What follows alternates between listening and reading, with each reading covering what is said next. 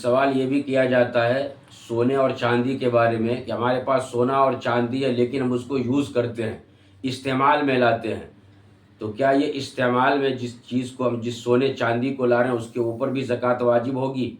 تو یاد رکھیے سونا اور چاندی چاہے کہ آپ نے اسے لاکر میں رکھ رکھا ہے یا اپنے گھر کے اندر رکھ رکھا ہے یا سونے چاندی کے زیورات بنا کر کے آپ یوز کر رہے ہیں، ان تمام سونے چاندی کے اوپر زکوٰۃ اگر نصاب کے بقدر ہے تو آپ کو ادا کرنا پڑے گا۔ ہاں البتہ جو ہیرے جواہرات ہے وہ چیز اگر آپ نے استعمال کرنے کے لیے خریدا ہے اور اس چیز کو آپ استعمال کے اندر لا رہے ہیں تو ایسی صورت میں اس ہیرے جواہرات کے اوپر زکوٰۃ واجب نہیں ہوگی، لیکن اگر اس ہیرے جواہرات کو آپ نے خریدا اس نیت سے ہے کہ آپ کو اسے بیچنا ہے، یعنی تجارت کے غرض سے آپ نے ہیرے جواہرات کو بھی خریدا ہے، تو پھر اس ہیرے جواہرات کے اوپر زکوٰۃ ادا کرنی پڑے گی۔